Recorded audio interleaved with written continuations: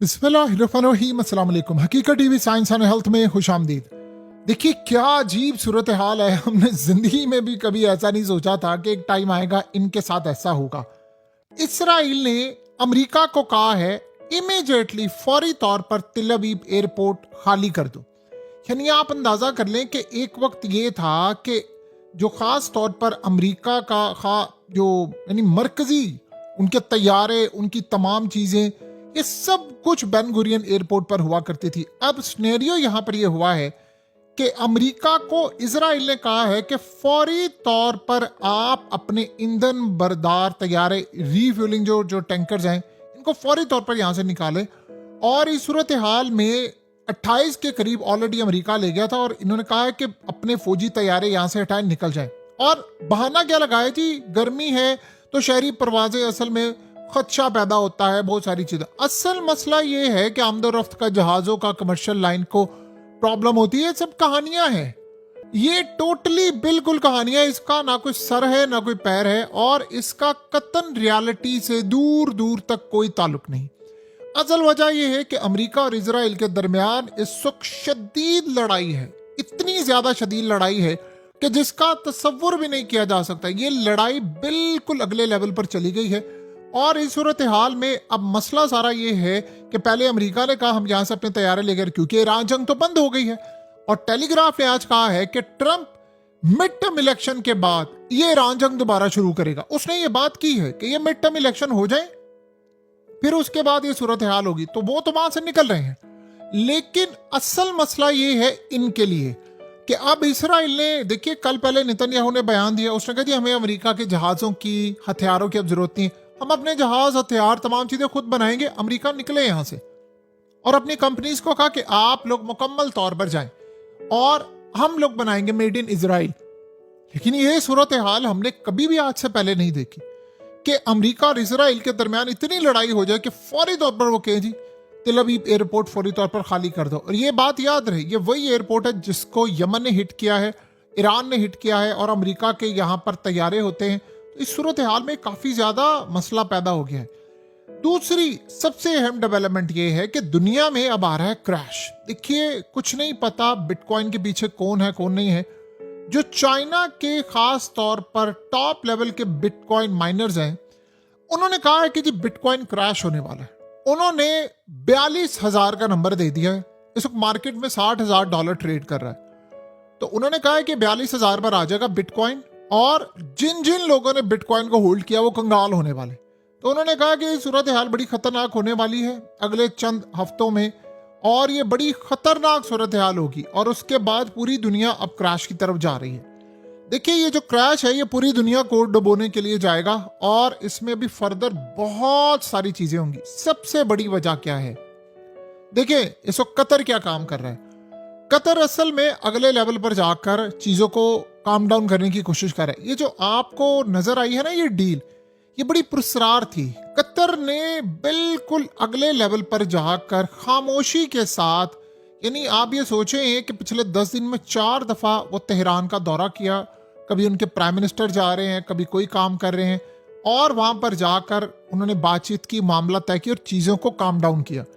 ये बात असल में इसराइल को हजम नहीं हो पा रही और मार्केट के अंदर स्टेबिलिटी, आपको पता है कि जब जंग बंद हुई थी तो ईरान की स्टॉक मार्केट ऊपर गई, अमेरिका की गई, चाइना की गई, साउथ कोरिया की गई, ये सब की गई, लेकिन इसराइल की स्टॉक मार्केट क्रैश हुई।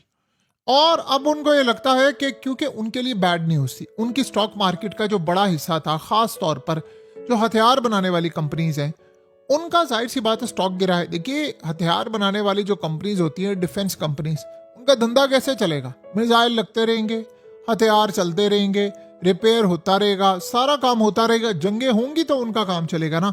तो अक्सर औकात होता ही है कि जो बड़ी बड़ी कंपनीज होती हैं ये जंग जानबूझकर शुरू करवाती हैं। वो इसलिए जंग शुरू करवाती हैं जानबूझकर ताकि उनका काम चलता रहे, बल्कि पैसे देकर वो काम करवाते हैं, लड़ाइयां होती रहे, बहुत सारे मामला होते रहे। अब असल मसला यहां पर यह है कि अमेरिका के साथ जो लड़ाई है ये बड़ी खतरनाक है। ये इसराइल के अमेरिका के साथ इस तरह की लड़ाई कभी नहीं हुई। अगरचे कैनेडी के दौर के अंदर सिलसिला और था, अब मामला हो गया है खराब। ट्रंप ने, असल में जो बरतानवी मीडिया है उन्होंने कहा है कि ट्रंप ने नेतन्याहू को यहां तक कहा है कि ये एक दफा मिड टर्म इलेक्शन हो जाए तो फिर हम करते हैं। वैसे आप ट्रम्प से पूछें, ट्रम्प तो ये कहता था कि मुझे मिड टर्म इलेक्शंस की परवाह ही नहीं है। अब क्या हुआ? अब उसको क्या परवाह हो गई है? अब असल सूरत हाल बिल्कुल अलग है। तो अमेरिका को ये बात हजम नहीं हो रही कि असल में ट्रम्प ने जो काम किया है, देखिए ट्रम्प ने, कांग्रेस ने उसके हाथ बांध दिए हैं, उनके लिए भी काफी मसला हुआ है, बाकी सारे ममालिक ने भी किरदार अदा किया है।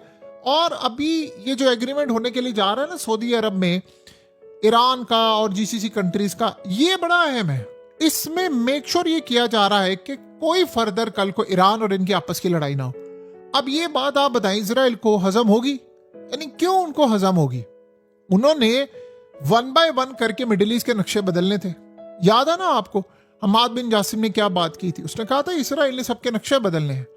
तो अब उन्होंने नक्शे बदलने थे, उसके लिए उनको अमेरिका की जरूरत थी। प्लान तो यही था ना कि अमेरिका आएगा, इजराइल लड़ाई होगी, फिर उसके बाद खलीजी ममालिक बीच में कूद पड़ेंगे, मुस्लिम कंट्रीज कूद पड़ेंगी, हम बीच में से निकल जाएंगे, हम उनको बैक करेंगे, फिर ईरान और ये लड़ पड़ेंगे और ये जंग पूरे मिडिल ईस्ट में फैल जाएगी।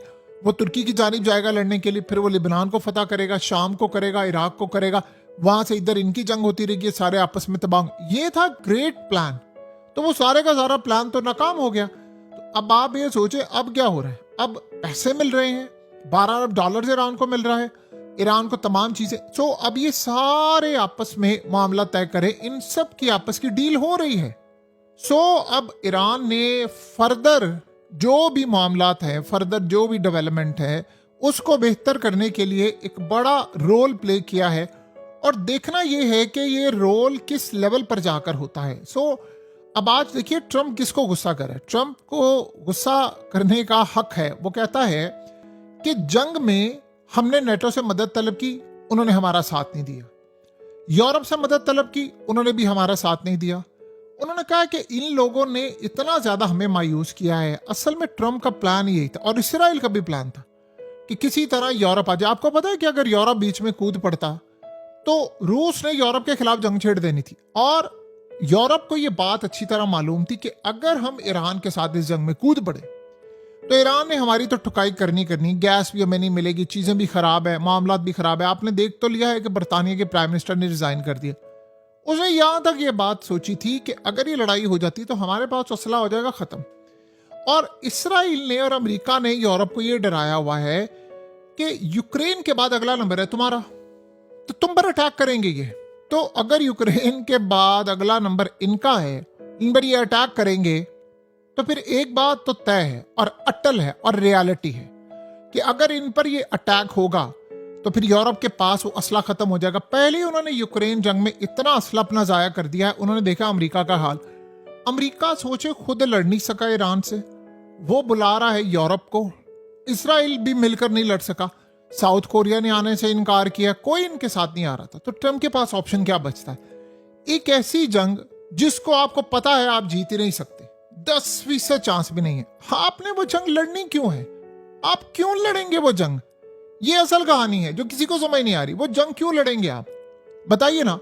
अगर एक ऐसी लड़ाई जिसमें आपके हारने के इम्कानात 100% हो, जीत के इम्कानात 2% भी ना हो, तो आप वो जंग क्यों लड़ेंगे? सो अब इसराइल के दरमियान देखिए ये जो बार बार चीजें लीक हो रही है ना, ये ट्रम्प लीक करवा रहा है कि मैंने नेतन्याहू को कॉल की, उसको माँ बहन की गालियां दी, माँ की गालियां दी, और उसको कहा तुम पागल हो, तुमसे सारे यहूदी नफरत करते हैं। ये कैसे आ रही हैं चीजें बाहर? इसराइल ने तो नहीं कहना। और जो कॉल के दरमियान मौजूद थे, खुद ट्रम्प ने कहा कि वो 2 यहूदी थे, तो उन्होंने तो नहीं ये चीजें लीक करनी, ये ट्रम्प ने करवानी है ताकि वो दुनिया को ये बता सके कि मैं इसराइल के खिलाफ हूं। आपको पता है कि मिड टर्म इलेक्शन में वेव चली हुई है एंटी इसराइल, इसराइल के खिलाफ। और ट्रम्प को ये बात पता है कि मेरा वोट बैंक बड़ा मुतासिर है, तो वो मीडिया को मैनेज करने के लिए भी ये काम कर रहा है कि जी मैं बताऊं फर्दर मैंने क्या बात की थी, ताकि पता चले कि जी मैंने तो बड़ा लॉयल। इवन के ट्रम्प कोई जंग ना करे मिड टर्म इलेक्शन तक, ये बहुत भारी इलेक्शन पड़ने वाले हैं ट्रम्प को अंदाजा हो जाएगा कि सूरत हाल क्या है। ये ईरान को तेल देकर मार्केट से पाबंदियां हटाकर वो इसलिए लेकर आ रहा है कि मिड टर्म इलेक्शन में उसको फायदा हो। पता चले मिड टर्म इलेक्शन के अंदर ट्रम्प को ही फारिग कर दिया गया है, यानी ट्रम्प वहां से भी फारिग हो जाए और बाद में हाउस में मेजोरिटी आ जाए और इसराइल के भाई तू तो निकल यहां से।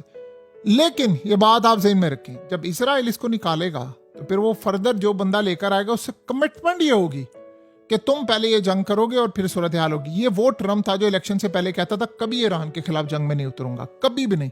उसने कहा हमारा ये काम ही नहीं है। और अब आप इमेजिन कर लें कि वो उस जंग में कूद पड़ा है जिस जंग में अमेरिका का कोई सदर नहीं आया, और इतनी